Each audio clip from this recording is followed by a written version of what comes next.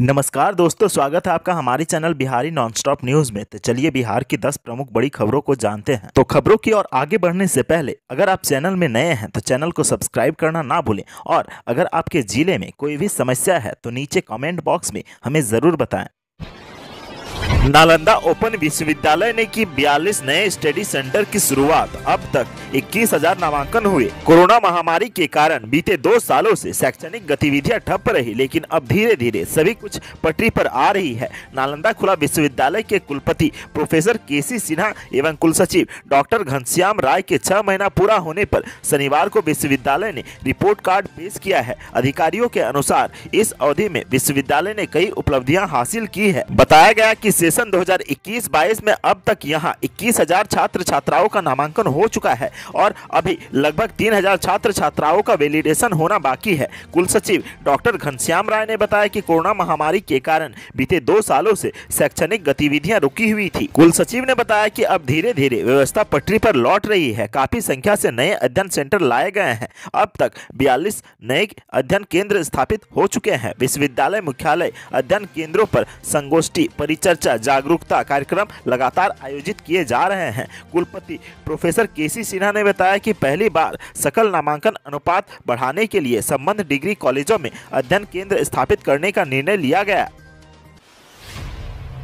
शिक्षा विभाग की बड़ी लापरवाही आई सामने। लड़कियों के लिए बने परीक्षा केंद्र पर एक लड़का दे रहा है एग्जाम। शिक्षा विभाग की लापरवाही सामने निकल कर आ रही है। बीते दिनों पूरी इंटरमीडिएट की परीक्षा में एक छात्र का जेंडर बदलकर फीमेल कर देने का मामला अभी चर्चे में ही था कि एक नया मामला सामने आ गया। बता दें कि अब मैट्रिक की परीक्षा में भी ऐसा ही मामला सामने आया है। जहानाबाद में बीते दिनों से शिक्षा विभाग की काफी लापरवाही सामने निकल कर आ रही है। ताजा मामला ये है कि जहानाबाद शहर का एक परीक्षा केंद्र ऊटा में बनाया गया है, जो सिर्फ छात्राओं के लिए ही है, लेकिन इस छात्रा केंद्र पर एक लड़का भी परीक्षा दे रहा है। और ये मामला कोई नया नहीं है। एकदम ठीक ऐसा ही मामला इंटरमीडिएट की परीक्षा में हुआ था, जहां एक लड़का लड़कियों के केंद्र पर परीक्षा दे रहा था। हालांकि पहले इंटरमीडिएट मामले में जिला शिक्षा विभाग ने अपना हाथ झाड़ लिया था और कहा था कि इसमें शिक्षा विभाग नहीं बल्कि छात्र की गलती है, लेकिन फिर उसको बिहार विद्यालय परीक्षा समिति ने संज्ञान में लेते हुए इक्किल विद्यालय के प्रधानाध्यापक के ऊपर प्राथमिक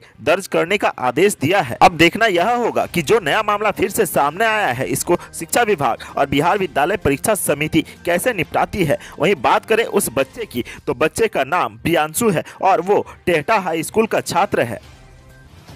बिहार में सुप्रीम कोर्ट के आदेश के बाद बदलेगी व्यवस्था। मठ मंदिरों की जमीन के मालिक नहीं होंगे महंत पुजारी। अब राज्यों में मठों और मंदिरों की जमीन के मालिक बदल जाएंगे। बिहार सरकार जल्द ही मठों और मंदिरों की जमीन के मालिकाना हक के बारे में बड़ा फैसला लेने जा रही है। दरअसल अब राजस्व विभाग के रिकॉर्ड में महंत और पुजारी के बदले संबंधित इष्ट देव का नाम दर्ज किया जाएगा। विधि मंत्री प्रमोद कुमार ने शनिवार को इस बात की जानकारी देते हुए बताया कि सर्वोच्च न्यायालय के आदेश को लागू करने की प्रक्रिया का यह महत्वपूर्ण पहल है। सुप्रीम कोर्ट के फैसला अनुसार बिहार में विधि विभाग और राजस्व एवं भूमि सुधार विभाग के अलावा बिहार राज्य धार्मिक न्यास परिषद के प्रतिनिधियों की संयुक्त बैठक में यह फैसला लिया गया है कि अब देव के नाम से मशहूर मंदिर की जमीन का नाम कर दी जाएगी। बैठक में यह भी फैसला लिया गया है कि बिहार में सर्वोच्च न्यायालय के आदेश का हर हाल में पालन किया जाएगा। प्रमोद कुमार ने कहा कि इस बैठक के बाद विधि विभाग इस बात का आंकड़ा जुटाने में लगा हुआ है कि सरकार के रिकॉर्ड में मठों और मंदिरों के नाम वास्तव में कितनी जमीन है। साथ ही इस बात का पता लगाया जा रहा है कि इसका स्वामित्व किसके पास है। मंत्री ने कहा कि सरकार यह भी देख रही है कि किसी भी मठ मंदिर के पास रिकॉर्ड से अधिक जमीन तो नहीं है।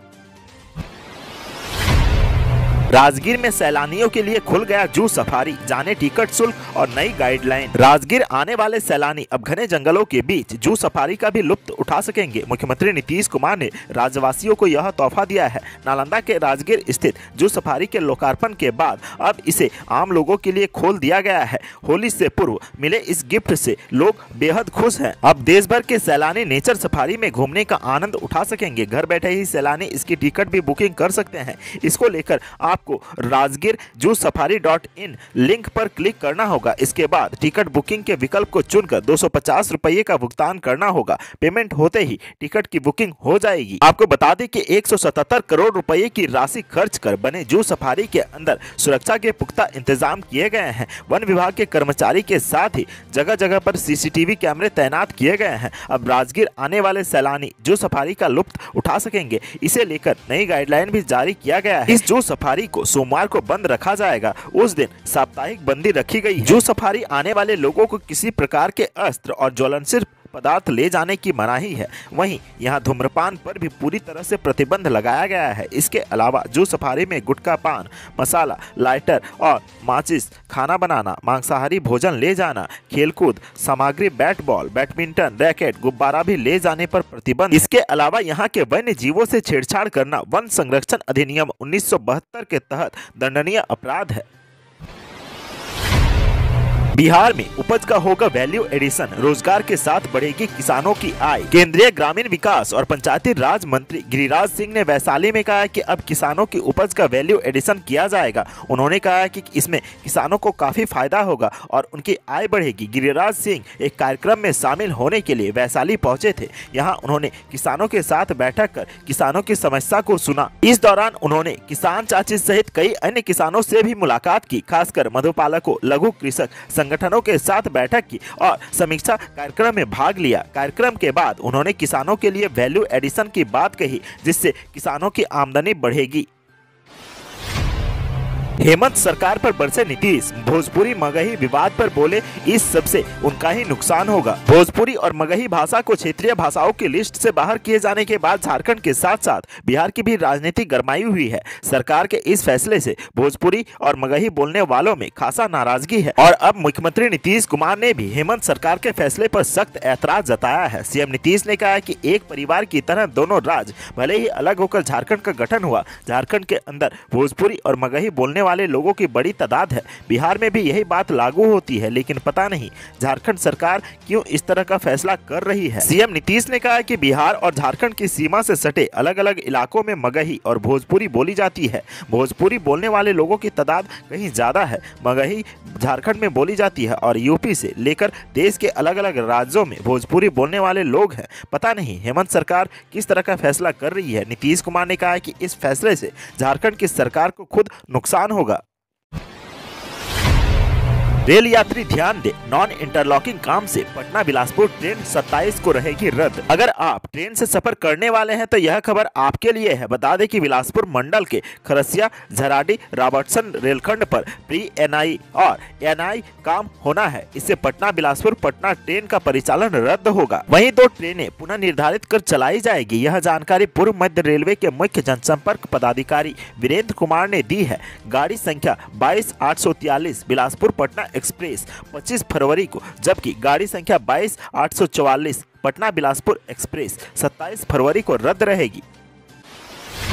बिहार में एक और नया एयरपोर्ट, मुख्य सचिव ने लिखा पत्र, शीघ्र निर्माण शुरू कराने का आग्रह। पटना एयरपोर्ट के विकल्प के रूप में बिहटा में नए एयरपोर्ट के निर्माण में हो रही देरी को लेकर बिहार सरकार ने केंद्रीय नगर विमानन मंत्रालय को पत्र भेजा है। पत्र में कहा गया है कि पटना एयरपोर्ट के विकल्प के रूप में बिहटा में सिविल इनक्लेव एवं संयुक्त परिचालन के लिए राज्य सरकार द्वारा 108 एकड़ भूमि में अब तक निर्माण कार्य आरंभ नहीं किया गया है। इसके बाद नगर विमानन मंत्री भारत सरकार द्वारा पटना एयरपोर्ट के विकल्प के रूप में बिहटा और सारण के उपयुक्त पर मंतव्य मांगा गया। इसके बाद मंत्रिमंडल सचिवालय द्वारा अक्टूबर 2021 में यह सूचित किया गया था कि पूर्व में ही बिहटा एयरपोर्ट को विकसित करने की स्पष्ट राय दी जा चुकी है। ऐसे में भारत सरकार से अनुरोध है कि बिहटा में सिविल इनक्लेव का निर्माण एवं संयुक्त परिचालन के लिए राज्य सरकार द्वारा दी गई जमीन पर निर्माण कार्य शीघ्र प्रारंभ किया जाए।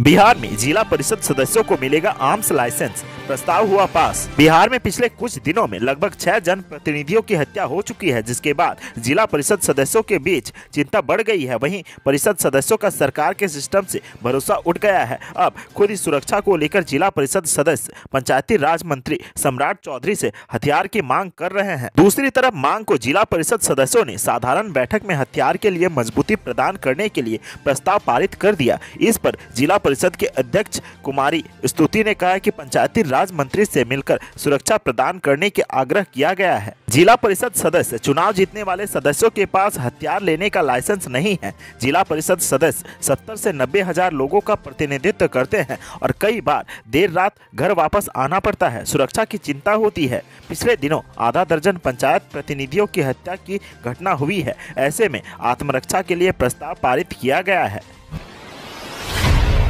शिक्षक बहाली को लेकर हाईकोर्ट की तरफ से लगाई गई रोक के खिलाफ अपील करेगी नीतीश सरकार। बिहार में चल रही शिक्षक बहाली प्रक्रिया पर एक बार फिर से ग्रहण लगा है। प्रदेश के हाई स्कूलों और +2 शिक्षकों के तकरीबन 32,000 पदों पर नियुक्ति प्रक्रिया के ऊपर पटना हाईकोर्ट ने रोक लगा दी है। हाईकोर्ट की तरफ से लगी इस रोक को हटाने के लिए अब शिक्षा विभाग न्यायालय से अपील दायर करेगा। इसकी पूरी तैयारी कर ली गई है। शिक्षा विभाग ने इसको लेकर विधि विभाग को प्रस्ताव भेजा है। आपको बता दें कि 17 और 18 फरवरी को ही नियुक्ति पत्र दिया जाना था और इसको लेकर विभाग के निर्देश पर 300 नियोजन इकाइयों में तैयारियां पूरी कर ली गई थी। जानकारी के मुताबिक शिक्षा विभाग हाईकोर्ट से अपील करने जा रहा है, जिसमें बताया गया है कि 32,700 शिक्षकों की नियुक्ति को लेकर प्रक्रिया अंतिम दौर में थी। अधिकतर औपचारिकताएं पूरी हो चुकी है, लिहाजा प्रक्रिया को जारी रहने देने की अपील होगी। कोर्ट में अपील करते हुए शिक्षा विभाग की तरफ से नियोजन प्रक्रिया को जारी रखने के पक्ष में कई दलीलें शामिल की गई हैं। शिक्षा विभाग